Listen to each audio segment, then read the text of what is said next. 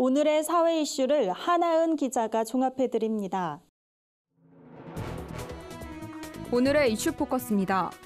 외교부가 일본이 한국을 수출 심사 우대 대상인 백색 국가 명단에서 제외하는 개정안을 다음 달 2일 국무회의에서 처리할 가능성이 크다고 전망했습니다.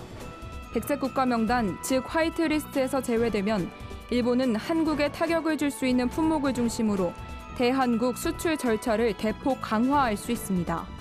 정부는 국무회의 날짜를 정확히 알 수 없더라도 화이트리스트 배제는 예정된 수순이라고 보고 단기 및 중장기 대책 마련에 속도를 내고 있습니다. 외교부는 화이트리스트에서 배제된다면 해당 조치가 부당하다는 점을 지적하고 깊은 유감을 표명할 계획이라고 밝혔습니다. 자동차 번호판 체계 변경이 한 달 앞으로 다가왔지만 차량 번호 인식 시스템의 보완 작업은 늦어지고 있는 것으로 드러났습니다. 경기도에 따르면 도내 차량 번호 인식 시스템을 운영하는 주요 시설물의 업데이트 착수율은 77%, 완료율은 15%로 파악됐습니다. 업그레이드 작업이 늦어질 경우 주차장 출입과 요금 정산 등에 혼란이 있을 것으로 우려됩니다. 이에 따라 각 지자체는 관공서와 병원 등 큰 불편을 초래할 수 있는 시설물에 대해 우선 조치를 요청하는 등 시스템 보완을 독려하기로 했습니다. 호날두 노쇼 후폭풍이 일파만파로 번지고 있습니다. K리그 선발팀과 이탈리아 유벤투스의 친선전 경기에서 호날두가 출전하지 않아 벌어진 이른바 호날두 노쇼 파문과 관련해 처음으로 민사 소송이 제기됐습니다. 김민기 변호사는 친선전 주최사인 더 페스타를 상대로 손해배상 소송 소장을 법원에 제출했습니다.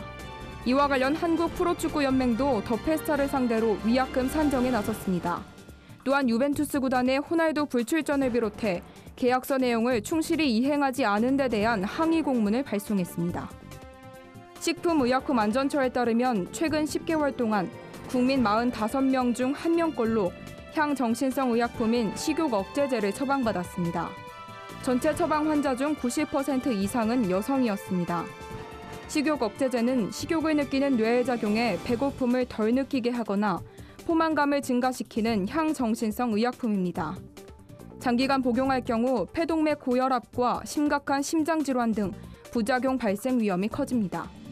식약처는 의료용 마약류 안전 사용을 위한 도우미 서한을 의사들에게 전달하는 한편 앞으로도 안전한 마약류 사용 환경 조성을 위해 지속해서 노력하겠다고 밝혔습니다. 굿TV 뉴스 하나은입니다.